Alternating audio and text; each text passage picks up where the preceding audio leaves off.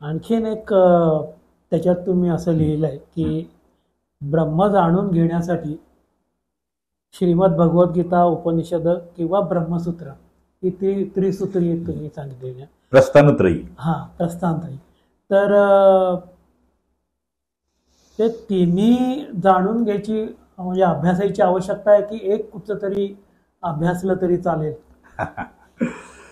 बघा कसं आहे माहिती ना, ब्रह्माला जर जाणून घ्यायचं असेल तर हा एक सोपा मार्ग आहे. पण हे याचं वाचन करून ब्रह्माला जाणून घेता येईल असं समजण्याचं काही कारण असं काही कारण नाही समजण्याचं, पहिली गोष्ट. पण हे उपयुक्त ठरतं म्हणून त्याला प्रस्थानत्रयी म्हटलं आहे. म्हणजे आपल्याला ब्रह्माच्या दिशेने आगेकूच करण्यासाठी हे आपल्याला उपयुक्त ठरतं. प्रस्थानत्रयी म्हणजे मला कमीत कमी मार्ग तरी कळतो. म्हणजे माझ्या गावात मी बसलोय किंवा माझ्या घरात बसलोय तर इथून मी पूर्वेला जायचं, पश्चिमेला जायचं, दक्षिणेला जायचं की उत्तरेला जायचं एवढं तरी कळतं याच्यावरून. पण ब्रह्माला जाणून घ्यायचं असेल तर दोन गोष्टी अत्यंत आवश्यक आहेत. एक म्हणजे वेद. वेद माताही म्हणतो आपण त्यांना, वेद देवता म्हणतो, वेद ब्रह्म म्हणतो, कारण ते सगळ्यांच्या पर आहे. वेद आणि दुसरं गुरुचरण. कारण तुम्ही कितीही ग्रंथ वाचले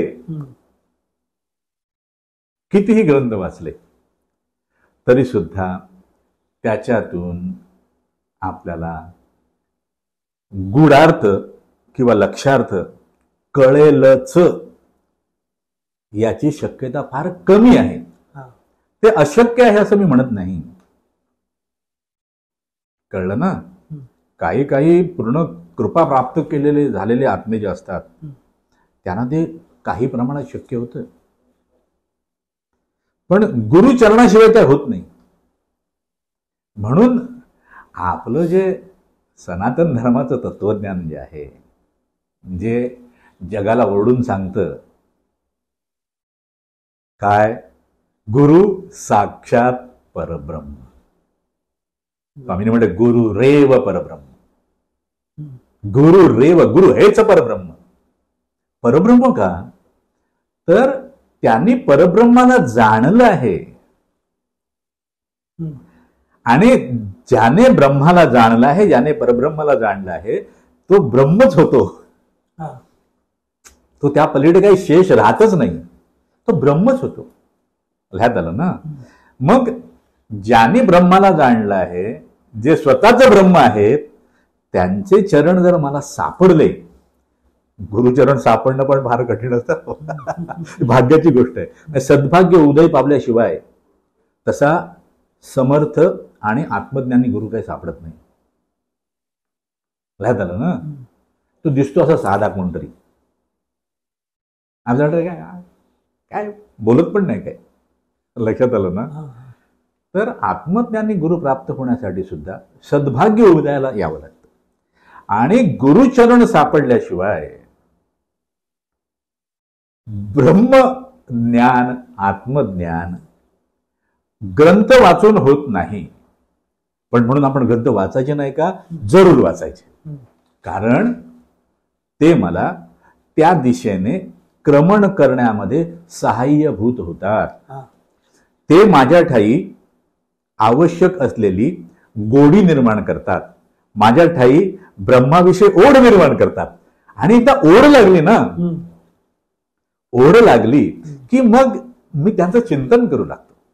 ह्या झालं ना? मग मी त्यांचं पूजन करू लागतो. सुरुवातीला मी त्याला गंध लावतो, अक्षरात लावतो, होय. नंतर मी त्याचं चिंतन करू लागतो, मनन करू लागतो, मी अंतरंगामध्ये पाहू लागतो, ध्यान माझ्याकडून घडायला लागतं. ध्यानामध्ये मला काही ना काहीतरी प्राप्त होत राहतं आणि मी पुढे जात राहतो. आणि त्याला हे जे ग्रंथसंपदा जी आहे ती आपल्याला उपयुक्त ठरते. म्हणून वेदांत, श्रीमद भगवद्गीता आणि ब्रह्मसूत्र. तर ब्रह्मसूत्र काय आहे प्रामुख्याने?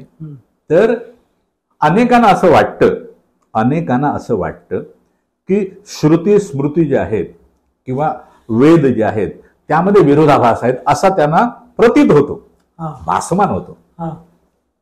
शेवटी कसं आहे, तुम्ही एखाद्या गोष्टीकडे कसं पाहता त्यानुसार ती तुम्हाला दृश्य होते. बरोबर.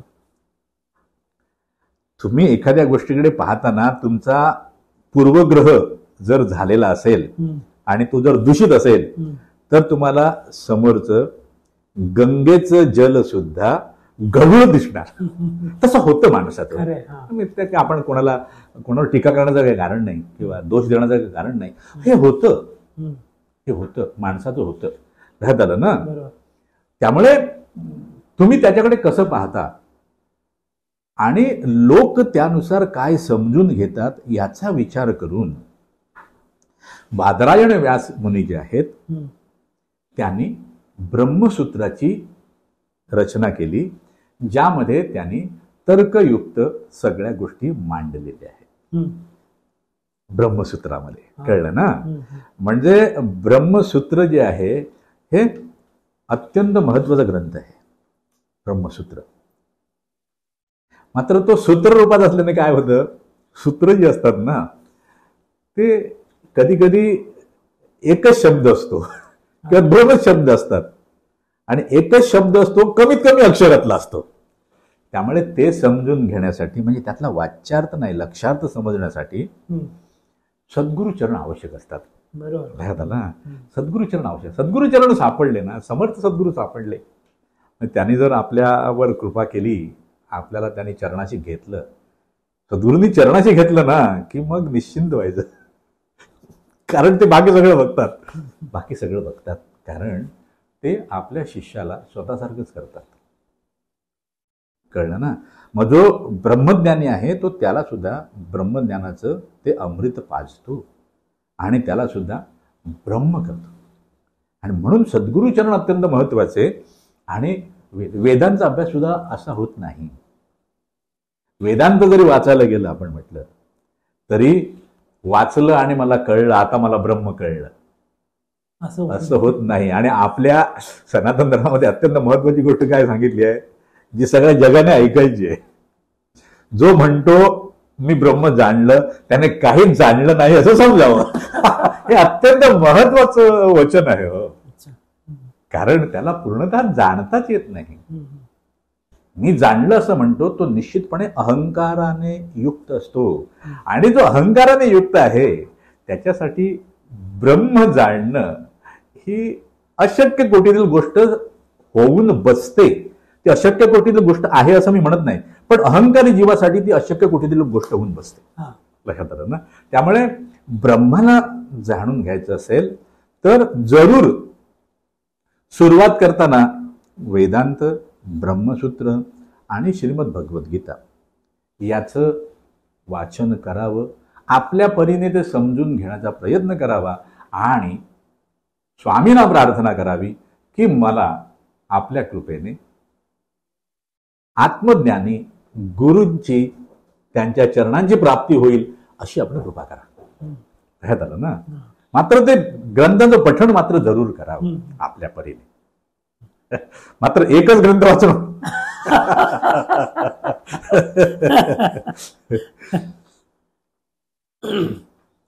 अच्छा. आणखीन एक असं आपण या लेखात लिहिलंय की ब्रह्माला जाणण्याचा प्रयत्न करण्याबाबत श्रीमद आद्य शंकराचार्यांनी असं म्हटलं आहे की साधन चतुष्टी संपन्न अधिकारी झाल्यानंतर ब्रह्म जाणण्याची इच्छा धारण करून प्रयत्नशील व्हावे. तर याबद्दल थोडं जरा म्हणजे कसं ते सोपं करून सांगितलं तर बरं. काय हरकत नाही. आता महत्वाचा मुद्दा काय आहे, श्रीमद आदि शंकराचार्यांनी साधन चतुष्टी जी सांगितली आहे ती साधकांसाठी सांगितलेली आहे. साधकांसाठी अत्यंत महत्वाचा मुद्दा तो आहे. म्हणजे जे साधक आहेत, जे मोक्ष प्राप्तीच्या दिशेने क्रमण करू इच्छितात किंवा ज्यांना मोक्ष प्राप्ती करण्याची इच्छा आहे, अशा साधकांसाठी श्रीमद आद्य शंकराचार्यांनी साधन चतुष्टी सांगितली आहे. कळलं ना. 4 प्रकारची साधनं सांगितली आहेत. त्यापैकी पहिलं आहे अत्यंत महत्वाचं, नित्यानित्य वस्तू विवेक. म्हणजे नित्य काय आणि अनित्य काय यामधील विवेक. आता विवेक म्हणजे काय, तर 2 गोष्टींमधील फरक जाणणं किंवा 2 गोष्टींमध्ये फरक करणं आणि आपल्या कल्याणाचं काय आहे त्याविषयी दृढ निश्चय करणं. नुसताच फरक जाणून होत नाही. हा आंबा आहे आणि हे केळ आहे, पण माझ्या कल्याणाचं काय, आंबा आहे की केळ आहे हे मला कळायला लागतं, तरच तो विवेक आहे. पण इथे जो विवेक सांगितलेला आहे तो आंबा आणि केळ्याचा नाही. अत्यंत महत्वाची गोष्ट ती आहे. इथे जे सांगितलेलं आहे नित्य काय आणि अनित्य काय. अनित्य म्हणजे काय की जे काही काळानंतर लय पावतं, म्हणजे जे असत आहे ते सत नाही. असत म्हणजे निरंतरपणे ज्याच्यामध्ये बदल होत राहतो आणि काही काळानंतर ते लय पावतं. अनित्य आहे ते, नित्य नाही. आणि नित्य काय आहे तर ज्यामध्ये कधीच कोणता बदल होत नाही आणि ते कधीच लयास पावत नाही. आणि कधीच लयास पावत नाही असं एकच आहे आणि ते म्हणजे ब्रह्म. त्यामुळे ब्रह्माविषयी दृढ निश्चय होणं म्हणजेच नित्य अनित्य वस्तू विवेक होईल. अच्छा. म्हणजे ब्रह्मा व्यतिरिक्त दुसरं काहीही नित्य नाही हे आपल्या अंतरंगामध्ये ठामपणे ठसवणं आणि बुद्धीचा त्यानुसार दृढ निश्चय होणं म्हणजे नित्य अनित्य वस्तू विवेक आहे. दुसरं काय सांगितलं त्यांनी तर इहलोक आणि परलोक येथे म्हणजे इहलोकामध्ये आणि परलोकामध्ये कोणत्याच प्रकारच्या फळांचा उपभोग घेण्यापासून विरक्ती म्हणजे वैराग्य थोडक्यात. पण आपल्याला एक सांगतो, नित्य अनित्य वस्तू विवेक जर झाला एखाद्या जीवाच्या ठाई तर त्याच्यासाठी वैराग्य सोपं होतं. एकदा मला कळलं ना की हे ब्रह्मच नित्य आहे बाकी सगळं अनित्य आहे, मग मी जे अनित्य आहे ना त्याच्या मागे लागत नाही. मी केवळ ब्रह्मालाच पाहत राहतो, ब्रह्मालाच प्राप्त करण्याचा प्रयत्न करतो आणि मग मला वैराग्यासाठी काय करावं लागत नाही. पण इथे वैराग्य म्हणजे काय तर अत्यंत महत्वाची गोष्ट आहे. तो वैराग्य म्हणजे लोकांना काय वाटतं थोडक्यात की कुठल्या गोष्टीबद्दल आसक्ती नाही पाहिजे, होय, आणि त्याग घडला पाहिजे. वैराग्य म्हणजे कुठल्या गोष्टीबद्दल आसक्तीही नाही आणि कुठल्या गोष्टीचा त्यागही नाही. आता आपण म्हणतो असं कसं, त्याग तर घडायला पाहिजे, वैराग्यामध्ये त्याग असतो, वैराग्यामध्ये त्याग असतो, बरोबर ना. पण त्याग कोण करतो, त्याग कोण करतो तर ज्याचं काय आहे ते तो त्यागतो. पण ज्या वेळेला लक्षात येतं की ब्रह्मा व्यतिरिक्त काही नित्य नाही तेव्हा त्या साधकाच्या हे लक्षात येतं, अरे मी त्याग कसला करणार, माझं काहीच नाहीये. लक्षात आलं ना. त्यामुळे ही बुद्धी सुद्धा अत्यंत महत्वाची आहे. मी काय, मला काय आसक्ती नाही आणि त्यागही नाही, माझ्याकडून काय घडत आहे, कारण मी त्यागणार काय बाबा, माझं काहीच नाहीये. लक्षात आलं ना, माझं काहीच नाही तर मी त्यागणार काय. ना म्हणून ते म्हणजे मला इथेही काय नको तिथेही काय नको, मी इथेही काय त्यागत नाही आणि मी कुठेच काय त्यागणार नाही, कारण माझ्याकडे कुठेच काही नाहीये, कारण माझं काहीच नाही. जे आहे ते त्या ब्रह्माचं आहे, जे नित्य आहे. लक्षात आलं ना. म्हणून तो इहलोक आणि परलोकामध्ये कोणत्याच प्रकारच्या फळांच्या आसक्तीपासून विरक्ती, हे दुसरं आहे. तिसरं आहे षट संपत्ती. षट संपत्ती. आता संपत्ती म्हटल्यानंतर लोकांच्या डोळ्यासमोर कुठली गोष्ट येते तर धनसंपत्ती हाच विषय. संपत्ती म्हणजे धन दौलत, इमारत, गाडी, बंगला वगैरे संपत्ती म्हटली जाते. पण साधकासाठी षट संपत्ती, 6 प्रकारची संपत्ती कोणती आहे ती श्रीमद आदिशंकराचार्यांनी सांगितली आहे. त्यापैकी पहिला आहे शम. शम म्हणजे मनाचं संयमन. मनाचा संयम. म्हणजे मन जे आहे हे भक्ती मार्गामध्ये अत्यंत महत्वाचं आहे, कारण ते अंतःकरणाचा महत्वाचा घटक आहे. कळलं ना? त्यामुळे मन जर इकडे तिकडे धावत राहिलं तर माझा खर्चच जास्त आहे, व्यय कमी आणि व्यय जास्त आणि तुमचं मिळकत कमी. व्ययच चाललाय, खर्चच चाललाय, कारण मन इकडे जाते तिकडे जाते तिकडे जाते. जर ते स्थिर झालं तर माझ्या संपत्तीचा व्यय होत नाही. ते भगवत चरणामध्ये रममाण झालं तर माझ्यासाठी त्यापेक्षा मोठी संपत्ती कुठलीच असू शकत नाही.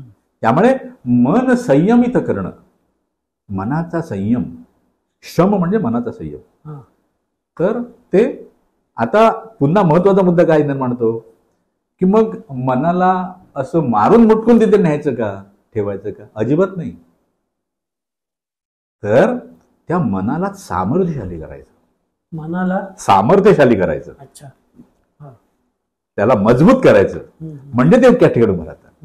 इकडे तिकडे धावणारं मन जे आहे ते कमजोर मन असतं, लक्षात घ्या. तुम्ही बघा, कमजोर मनाचा माणूस असतो ना तो नेहमी अस्वस्थ असतो, तो कुठलाच निर्णय घेऊ शकत नाही, कारण त्याचं मन एका ठिकाणी उभं राहत नाही. कमजोर मन, त्याला मजबूत करायचं, सामर्थ्यशाली करायचं, म्हणजे ते एका ठिकाणी उभं राहतं आणि त्याला भगवंताच्या चरणात उभं करायचं, बाकी कुठे जायला द्यायचं नाही. दुसरी षट संपत्ती सांगितली दम. दम म्हणजे इंद्रिय दमन. इंद्रिय आहेत, इंद्रियांचे विषय पण आहेत, ते विषय त्यांच्यापर्यंत येतात आणि परत जातात, म्हणजे इंद्रिय दमन. म्हणजे ते त्यांच्यावर प्रभाव टाकू शकत नाही. आता इंद्रियांचे विषय इंद्रियांवर प्रभाव कसे टाकतात हा सुद्धा महत्वाचा मुद्दा आहे.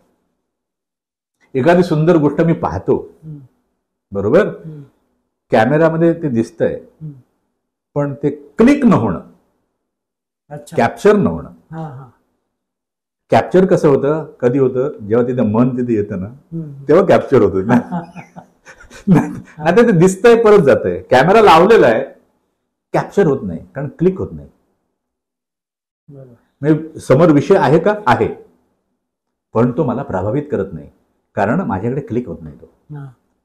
म्हणजेच काय, तर आपली बाह्य इंद्रिय जी आहेत त्यांना बाहेर धावायला न देणं. इंद्रिय विषयांकडे जात असतात, इंद्रिय विषयांकडे नाही गेलं तर विषय इंद्रियांकडे येत असतात. दोन्ही गोष्टीमध्ये त्यांना स्थितप्रज्ञ करून टाकायचं. पण असं बळजबरीने करता नाही. बळजबरीने म्हणजे मन जर आपलं कणखर झालं ना, कणखर झालं ना, कारण शम आणि दम हे दोघेही एकमेकांवर अवलंबून असतात, पूरक असतात. ते पूरक असतात. मन सुद्धा कसं धावतं, त्या इंद्रियांच्याच स्वरूपात धावत असतं, लक्षात आलं. मग त्या मनालाच आपण पहिल्यांदा शांत केलं किंवा दृढ केलं ना तर त्या इंद्रियांबरोबर ते बाहेर धावत नाही. आता इंद्रिय घेऊन जातात त्याला. मन आलंच नाही तर इंद्रिय काहीच करू शकत नाहीत. म्हणजे कॅमेरा लावलेला आहे, फ्रेम दिसते पण क्लिक होत नाही, म्हणजे काय त्याचा दुष्परिणाम होत नाही. आणि ते दिसणारच जरी काही. दिसणार तर दिसणारच. मी काय कायम डोळे बंद करून थोडाच बसणार आहे. नाही, डोळे उघडे ठेवायचे. मी डोळे उघडे ठेवले तरी सुद्धा मी त्याला ग्रहण करायचं नाही. म्हणजे माझ्या समोर पंचपक्वान्नाची थाळी आणलेली आहे, मी पाहतोय, पण मी काही ते भक्षण करत नाही. थाळीवाला आणणे ठेवलाय, थोड्या वेळ तो कंटाळतो आणि घेऊन जातो. लक्षात आलं ना. असं दम म्हणजे ते कळलं. त्यानंतर सांगितलं उपरती. उपरती म्हणजे एक प्रकारचं वैराग्यच आहे. म्हणजे कोणत्याच प्रकारची माझ्या ठाई आसक्ती असता कामा नाही. ह्यात आलं ना, माझ्याकडे आसक्ती नाही. मला आता सगळ्या गोष्टीचा उभं आलेला आहे. कालपर्यंत मी कदाचित त्याचा आस्वाद घेतला असेल, पण आज मला त्याच्यात काहीच रस वाटत नाही. आता मला रस वाटत नाही. आता मला रस कशात वाटतोय तर भगवत चरणात. हे अत्यंत महत्वाचं आहे. मला नुसतं हे नको. मी म्हटलं मला आता लाडू नको, मला नाही आवडत, पण म्हणून मी जिलेबी खायला जायची नाहीये. लक्षात आलं ना. अत्यंत महत्वाची ती गोष्ट आहे. मला त्याच्या उपरती आले, पण मला इथे नाहीये. मला हे आवडतंय. माझ्या ठाई आवड कसली निर्माण व्हायला हवी, तर भगवत चरणांची. लक्षात आलं ना. तरच त्याला अर्थ आहे उपरती होऊन, नाहीतर काय उपयोग नाही. तर त्या उपरतीला नाही तर अर्थ नाही त्याला. नंतर सांगितलं तितिक्षा. तितिक्षा तितिक्षा तितिक्षा म्हणजे कोणत्याही परिस्थितीमध्ये,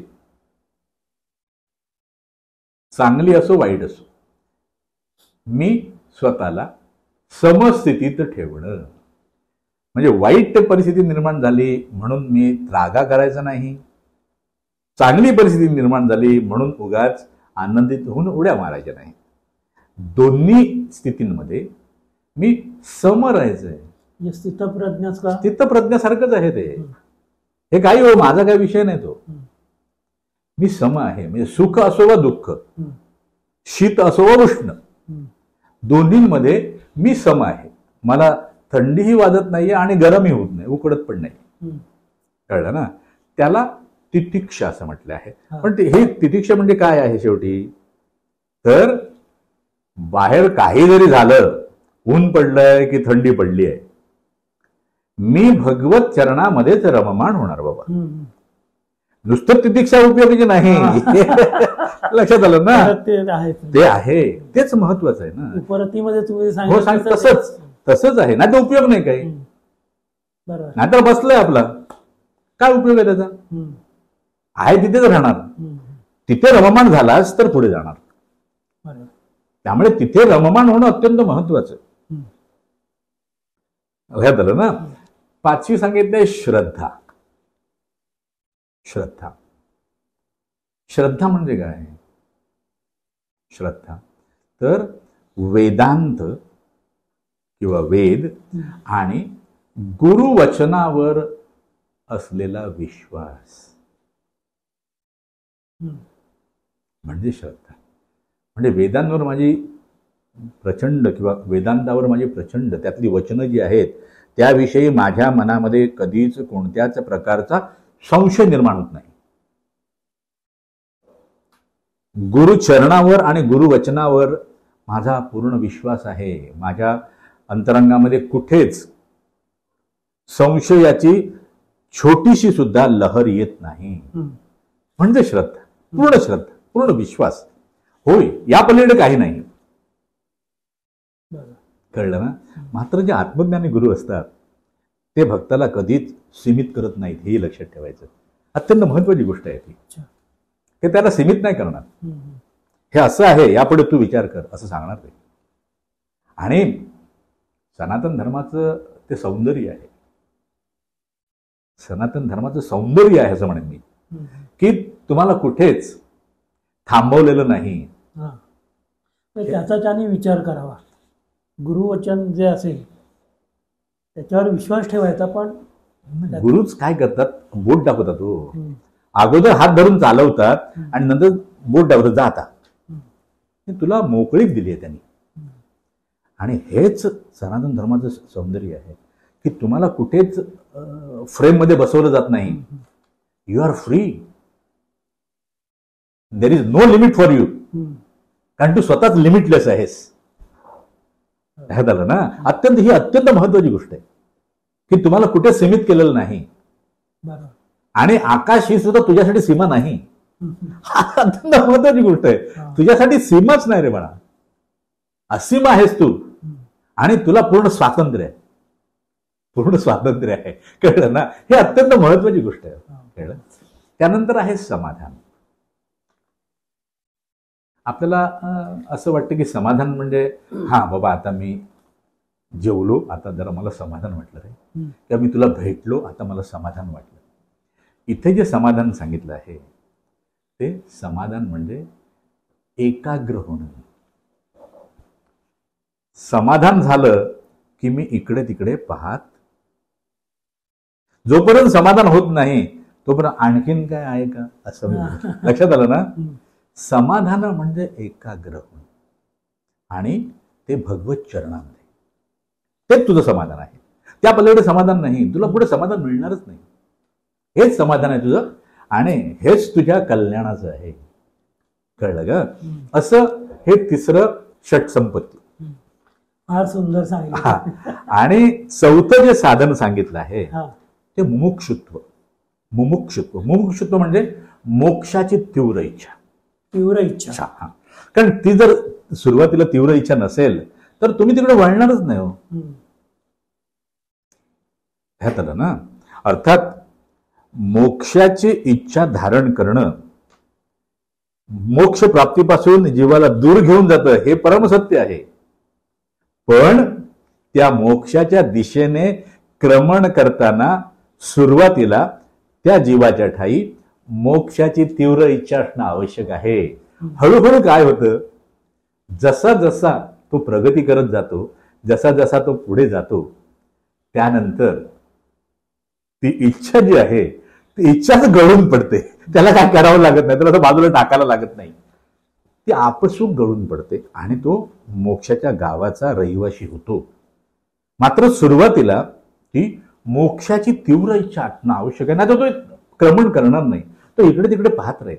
तीव्र इच्छा असेल ना तर तो आपल्या मार्गाने सरळ जातो. या गल्लीत जा त्या गल्लीत जा करत नाही. इथे कुठलं हॉटेल आहे का बघूया, अरे नाही हे बरोबर नाही तिकडे हॉटेल, असलं करणार नाही तो, कारण त्याला भूकच लागत नाही. हो, तहान भूक नाही त्याला, तो हरपून जाते त्याची, कारण मोक्षाची तीव्र इच्छा निर्माण झाली त्याच्याकडे. कळलं ना. सरळ निघून जातो तो, बघतच नाही इकडे तिकडे. त्याला का म्हणून ही साधन चतुष्टी जी सांगितली आहे ती नित्य अनित्य वस्तुविवेक, इहलोक आणि परलोकातील कर्मफळ भोगण्याविषयीची अनासक्ती म्हणजे वैराग्य, तिसरं काय म्हटलं आपण षटसंपत्ती, आणि चौथं मोक्षाविषयीची तीव्र इच्छा मुमुक्षुत्व. अशी ही साधन चतुष्टय. पण ही कोणा पुन्हा सांगतो, ही साधकांसाठी सांगितलेली आहे. जे साधक आहेत त्यांच्यासाठी आहे, म्हणजे जे मोक्षाची इच्छा धरून मार्गक्रमण ज्यांचं घडणार, अशाने या 4 साधनांचा अगोदर अभ्यास करावा आणि स्वतःला अधिकारी करावा. थोडक्यात काय की बाबा तुला कॉलेजमध्ये ऍडमिशन हवं असेल, आता IIT मध्ये ऍडमिशन हवं असेल तर तुला एंट्रन्स टेस्ट पास करायला लागेल. त्यासाठी तुला अभ्यास करायला लागेल. एंट्रन्स टेस्ट पास करा. इथे कोण तुझी परीक्षा घेणार नाही, पण तू स्वतःची परीक्षा द्यायची आणि स्वतःला सिद्ध करायचं. म्हणजे काय होईल की तुझा पुढचा प्रवास जो आहे आत्मतत्वाच्या प्राप्तीचा किंवा मोक्ष प्राप्तीचा तो सोपा होईल. म्हणून ही साधन चतुष्टी अत्यंत महत्वाची आपल्याला सांगतो, अत्यंत महत्वाची. कळलं ना. श्री स्वामी समर्थ. एक आणखी विचारायचं होतं की यात लेखात आपण म्हटलंय की जिज्ञासा संशयाचे कार्य आहे आणि हा संशयच ब्रह्मविचाराला प्रायोजक बनतो. होय. तर हे कसं काय? आता कसं आहे, कार्य आहे तर त्याचं कारण आहे, कारणाशिवाय कार्य नाही. बरोबर ना. आता इथे म्हटलंय की संशय जिज्ञासा संशयाचे कार्य आहे, म्हणजेच संशय कारण आहे आणि जिज्ञासा कार्य आहे. आता याचा अर्थ काय तर आपण समजून घेऊया. बघ, माणूस चाललाय आणि त्याच्या ठिकाणी कोणताच संशय निर्माण झाला नाही, म्हणजे प्रश्न निर्माणच झाला नाही, तर तो मोक्षाच्या गावाला कधीच जाणार नाही. आपल्या ठाई प्रश्न निर्माण होणं, संशय निर्माण होणं, त्यामुळेच आपल्या ठाई जिज्ञासा बाळा. जिज्ञासा म्हणजे जाणून घेण्याची इच्छा, प्रबळ इच्छा. संशयामुळेच निर्माण होते. त्यामुळे जिज्ञासा जी आहे हे संशयाचं कार्य आहे. संशयामुळे ती निर्माण झाली आहे. संशयामुळे हे काय, आणि जिज्ञासा निर्माण झाली ना की माणूस जो आहे ना, जो साधक जो आहे ना, त्याच्या ठाई अस्वस्थता येते. त्याला जाणून घेण्यामध्ये फार रस वाटायला लागतो. जिज्ञासा म्हणजे जाणून घेण्याची प्रबळ इच्छा. मग तो काही करतो, इकडे तिकडे जाणून घ्यायचं, मला हे काय जाणून घ्यायचं, मला ते काय जाणून घ्यायचंय. आणि असं करता करता काय म्हटलंय पुढे तुम्ही असं म्हटलंय की हा संशयच ब्रह्मविचाराला प्रायोजक ठरतो. म्हणजे ब्रह्माचा विचार आपल्या ठाई जर उद्भवायला हवा असेल ब्रह्म, तर जे मला दिसतंय माझ्या आजूबाजूला, ज्या विश्वामध्ये मी दररोज दिवस काढतोय, हे विश्व, हा संसार खरं आहे की खोटं आहे, हा संशय जोपर्यंत माझ्या ठाई निर्माण होत नाही तोपर्यंत माझ्या ठाई जिज्ञासा निर्माण होणार नाही. अच्छा, माझ्याकडे संशय निर्माण व्हायला पाहिजे. जिथे मी दिवस काढतोय, मी ज्याला जगणं म्हणतोय, हे खरंच जगणं आहे? मी खरोखर जागृत अवस्थेत आहे का स्वप्न अवस्थेत आहे? अच्छा, हा संशय जोपर्यंत माझ्या निर्माण होत नाही तोपर्यंत माझ्याकडे जिज्ञासा जागृतच होत नाही. हो, हे खरं आहे की खोटं आहे? आता आपण बोलतोय, अरे हे खरं आहे की खोटं आहे? लक्षात आलं ना? हा संशय निर्माण झाला ना, तर विचाराला तो विचार प्रवर्तक असतो आणि तो मला या संसाराकडून ब्रह्माच्या दिशेने जाण्यासाठी प्रवर्तक होतो, प्रायोजक होतो. तो म्हणतात ना की एखाद्या कार्यक्रमाचे स्पॉन्सर असतात, तो संशय माझा स्पॉन्सर करतो. लक्षात घ्या. अच्छा, आता कळलं. तो संशय मला स्पॉन्सर करतो. अरे हे खोटं रे. हा संशय माझ्या आला की मी, अरे मग सत्य काय आहे याचा विचार करू लागतो.